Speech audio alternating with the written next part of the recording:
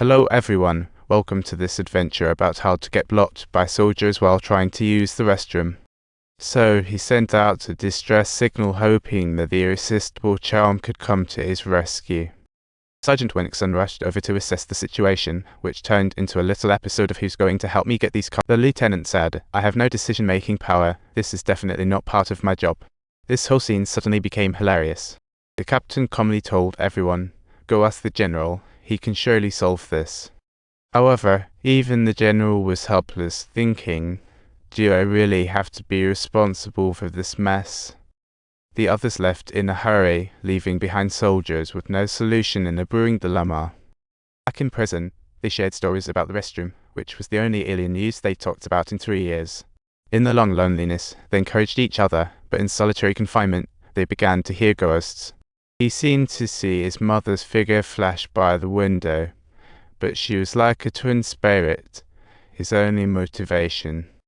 His mother, on the other hand, was outside the prison, anxiously waiting for a chance to meet like it was an annual film festival. On rainy days, she would rather get soaked in the rain than leave, but the guard was indeed a hardliner.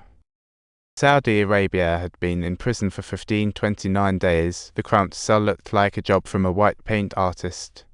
In these absurdities, their lives were like a performance with no rules, done with utmost delicateness.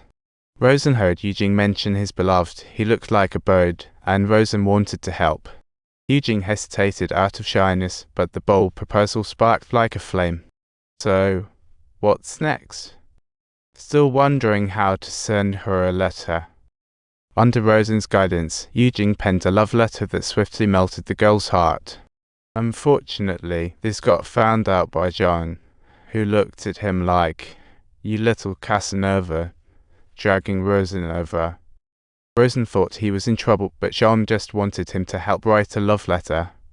Next, Rosen turned into a love letter production expert under pressure.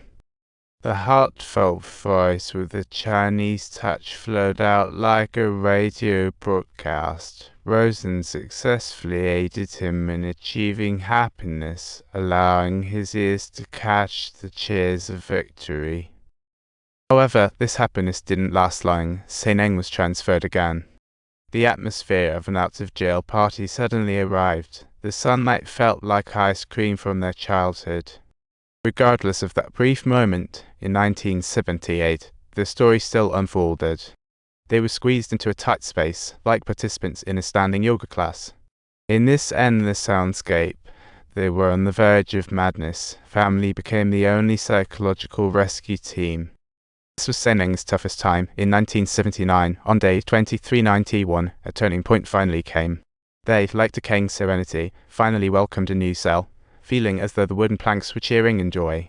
Rosen eagerly knocked on the walls, as if celebrating this chance of returning to life. However, after the fortunate days arrived, the guards, like an autumn breeze, blew everything away in an instant. Finally, his mother came to visit, only to find her son's mental state as tense as a drawn bow. She hurriedly encouraged him by saying, "Don't give up. You should listen to the call of your heart and grasp that tiny glimmer of hope." "Mom, this is just a comedy. Listen to me. You must be strong." Mother continued to encourage. "I endured. You must endure too. Keep holding on. There's always a way. Be certain to let them know that you're not someone who gives up easily. You're the best. No matter how powerful the underlings are, you can absolutely find a way out. Dear, take that step forward and embrace the new life. Don't let them take you down. Remember, you always have a choice." Hess found some relief in prison, reminiscing about his mother's words, regaining confidence and strength. With new momentum, he suddenly began to fight back, like a warrior against this predicament. He started to shout loudly, even swearing that he would reclaim those treasures belonging to him. This is the true manifestation of courage. When 1980 came around, the distant people of Uruguay cast their votes against the dictator, stirring up quite a tempest.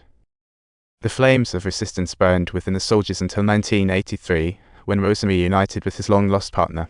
The subtitles: their lives finally began to take on a fresh new start. Jung had already earned love and felt completely satisfied. In a quiet room, Rose silently waited, as if expecting the first ray of spring sunshine. When their eyes met, it felt like a long-lost reunion, sharing a smile. Their silence spelled thousands of words, and the wrinkles on their faces told stories of time. The sunshine poured down, as if dispelling the desolation of the past, wrapping them in the dawn of hope once more. Dear viewers, if you enjoyed this story, please remember to subscribe. More exciting content awaits you.